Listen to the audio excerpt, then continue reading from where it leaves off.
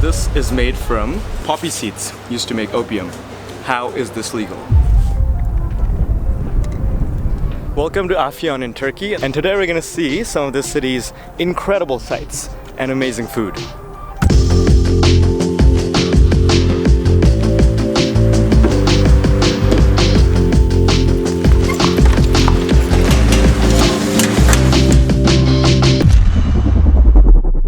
It's 2 p.m. right now, and I am in Afyonkarahisar, which is the capital of the province of Afyon. The Karahisar part of Afyonkarahisar means Black Castle, and that's because you can't go anywhere in the city without seeing that huge castle on top of this mountain. You can actually climb all the way to the top, but I'm gonna save doing that for the very end of the video. And this castle has, in a sense, shaped the history of the whole city. The top of that mountain has been fortified for more than 3,000 years. At first by the Hittites, 3,300 years ago. Then it was conquered by several civilizations until Alexander the Great came and conquered the fortress too. After that it was conquered by the Romans and the Byzantines and the Seljuks until it was finally taken over by the Ottomans by Sultan Bayezid I in 1392. So once the city was under the Ottomans, this city became the biggest center of production of opium in the Ottoman Empire, which is where it gets the first word of its name, Afyon.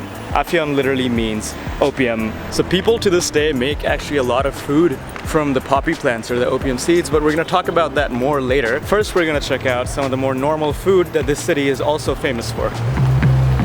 Today I'm on the hunt for a very special kind of meat that's very special to this place called sucuk. I was looking for it in the main market but couldn't find anything there. Apparently there's some right ahead. Can I eat like sucuk in bread? Okay, Evan? Eat? Yes. Oh no, okay. That's an interesting concept. I found a place that does sell sucuk, but just the meat itself, and then the place next to it just sells the bread and nothing else. So I'm gonna go ahead and try to find another place that actually will serve me a sandwich. Sucuk. Bir sucuk doner. Finally found a place.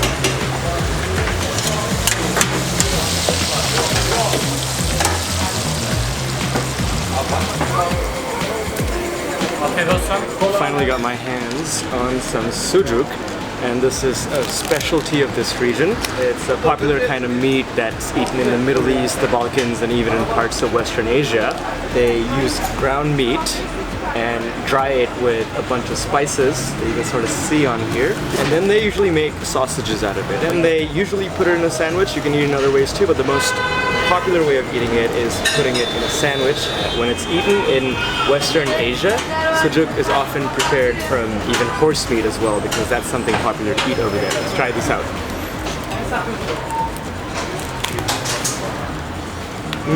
This bread here is a little bit tougher than I'm used to. It's pretty good, pretty delicious.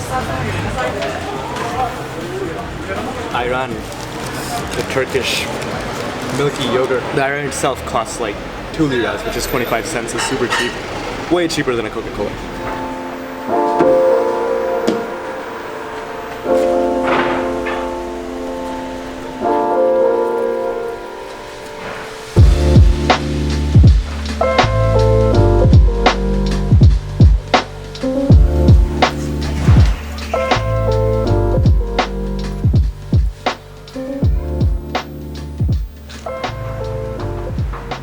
So very close to the city center is this mosque called Ulu Jami, which is the literal translation of Grand Mosque. So you're probably going to see a lot of other Ulu Jamis in different cities of Turkey as well. This mosque is pretty special because it's almost 800 years old. It was built in the 1270s by a Seljuk emperor that ruled over this land. And it's a really cool mosque and a wooden mosque. The coolest feature about this mosque is on the inside you see these old-fashioned 800-year-old wooden pillars that go throughout the mosque. Quite a difference from the brick mosques that I'm used to seeing growing up at least.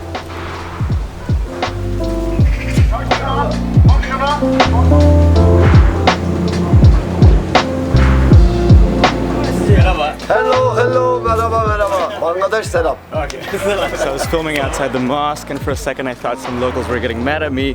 But turns out they were just really curious from where I'm from and wanted to be in the video. So one really cool thing that I wasn't really expecting is that the houses near the mosque have incredible architecture, and there's a lot of really pretty pastel colored houses all over the street with every possible color you can think of. This looks a lot like Copenhagen or Reykjavik, except it's old Ottoman architecture with wooden houses. Before I move on with this video, I want to give a big thank you to Surfshark VPN for sponsoring this video and supporting my travels. Now, if you've followed my channel for any amount of time, you probably know I'm all about going into new adventures without taking all the necessary precautions all the time. Where the bridge is like less than 2 feet wide over here. But when it comes to internet security, I take it very seriously, and you should too. So if you're going around traveling or just living your normal life, you probably spend a lot of time connecting to public Wi-Fis, in airports, in cafes, or even hotels like this one. Now, what I didn't know till not too long ago is that whenever you do that, your information is very vulnerable to hackers. This is not something you think about, but the last thing you want is checking your bank balance in the airport or how much you spent on your credit card and have your credit card information compromised. A VPN is a virtual private network which encrypts all your information that you send out online and protects you from security threats like that. Surfshark VPN also allows you to change your location to numerous countries and cities around the world. When you're traveling as fast as I am and changing so many countries, often when you're trying to access your bank account from a different country can get your bank account frozen, and that's also something you don't want to deal with. So using a VPN to change your location to your home country also takes care of that. Another big reason for travelers to use a VPN service like Surfshark, if you're using streaming services to watch your favorite shows, content can be often limited based on which region you're in. And this can be easily overcome with just one click of a button on Surfshark. Surfshark is a highly rated VPN service, and it allows you to connect to unlimited devices, which means you can connect it to your laptop, your phone,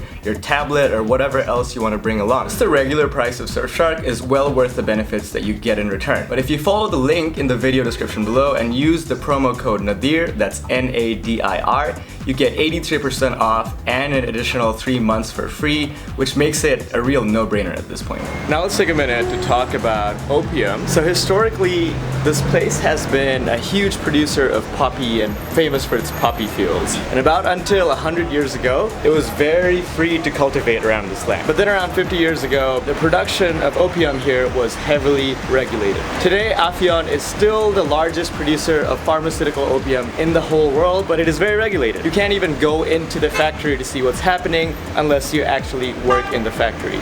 But one thing that has still remained is that people use the poppy seeds to make all kinds of food in the city. And now we're about to check out some of those foods made from poppy seeds. Merhaba. Is this made from hashish?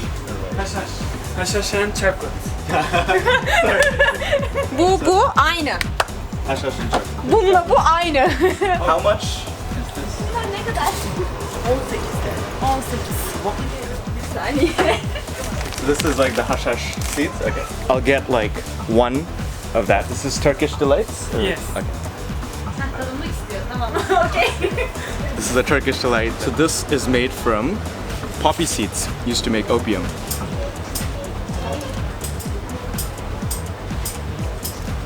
Pretty good. Thank you, everything. So I just got this thing called hashish ela, which is basically a kind of Nutella that's made from chocolate and hashish.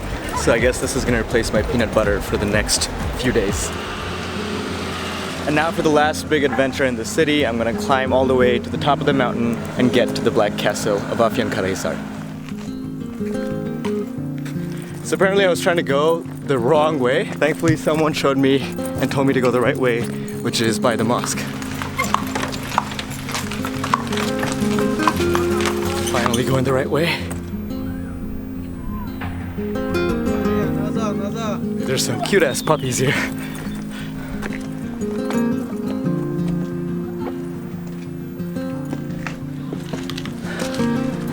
You definitely need good shoes for this last part.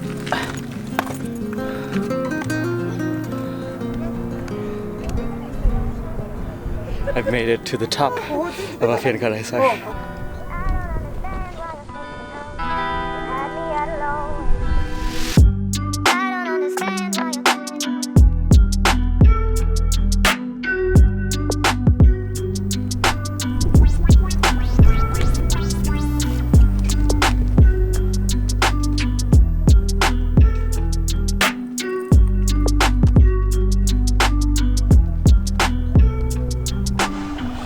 This is such a sick view. I think it was well worth the hike for this view.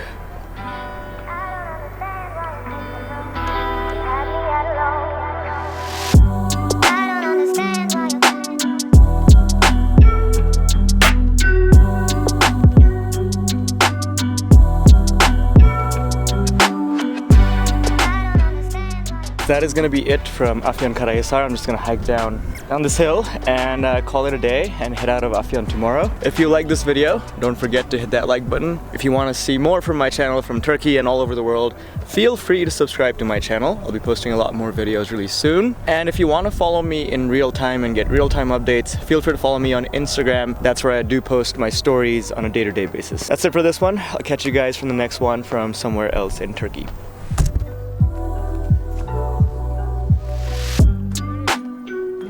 Also, on a final note, I want to thank TravelComic for the inspiration.